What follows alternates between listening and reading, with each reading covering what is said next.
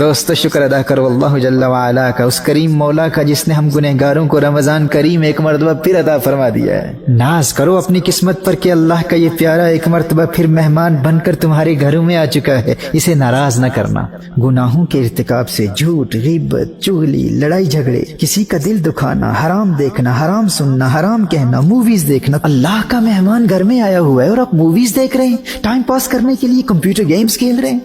لغو گوئی، فحش کلامی، تکبر، ریا، والدین کی نافرمانی، آپسی نفرتیں اور ان جیسے گناہوں سے اللہ کا یہ مہمان بہت ناراض ہوتا ہے۔ اور اللہ نہ کرے الیاذ باللہ کہیں ایسا نہ ہو کہ یہ مہمان تمہاری زندگی میں آیا ہوا ہو اور تمہاری نماز قضا ہو جائے، تمہارا روزہ قضا ہو جائے۔ دوستو اس کے جانے سے قبل اس پیارے مہمان کو راضی کر لو، معافی مانگ لو، اس سے توبہ کر لو اللہ کی بارگاہ میں۔ اور یہ راضی کیسے ہوتا ہے؟ اس پاک مہینے میں قرآن نازل ہوا تھا اور اس کا اور قرآن کا بڑا گہرا تعلق ہے۔ یہ قرآن کی تلاوت سن کر بہت خوش ہوا کرتا ہے۔ قرآن کی تلاوت بھی کرو اور تحریک کنز الہدیٰ کے منہج کے مطابق قرآن کی تفسیر کا مطالعہ کر کے بھی اسے خوش کرتے رہو اور درود و سلام کی کثرت سے بھی اسے خوش کرتے رہو۔ اگر تم نے سچی توبہ کر لی اور آئندہ تمام زندگی گناہوں سے بچ کر گزارنے کا پختہ ارادہ کر کے اللہ کے اس مہمان کو خوش کر دیا تو یہ تمہیں اللہ کی معرفت اور قرب الہی کے ایسے مقامات پر فائز کر دے گا کہ باقی نیکیوں میں کمی کے باوجود تم شہیدوں سے بھی بلند مرتبے پر فائز ہو جاؤ گے۔ تمہیں اندازہ ہی نہیں ہے تمہاری خوش قسمتی اور خوش بختی کا۔ کتنے عاشقان رمضان کے دل سینوں میں تڑپتے رہ گئے، لیکن رمضان سے ایک دن پہلے موت نے انہیں آ پکڑا اور وہ قبروں میں چلے گئے۔ آج وہ قبروں میں ہیں لیکن تمہاری قسمت پر رشک کر رہے ہیں۔ اور یاد رہے جو اللہ کے اس پیارے کو نافرمانیوں کے ذریعے ناراض کرتا ہے اس پر اللہ کا غضب نازل ہوتا ہے۔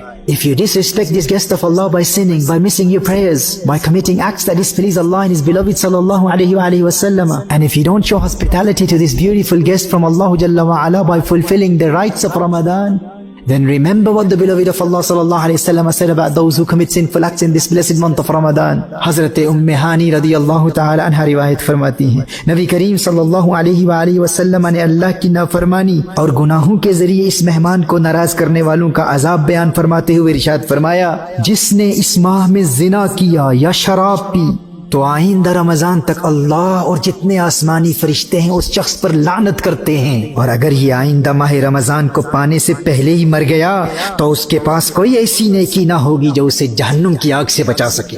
نبی کریم صلی اللہ علیہ وآلہ وسلم نے ارشاد فرمایا، تم ماہ رمضان کے معاملے میں ڈرو، کیونکہ جس طرح اس مہینے میں اور مہینوں کے مقابلے میں نیکیاں بڑھا دی جاتی ہیں، اسی طرح گناہوں کا بھی معاملہ ہے۔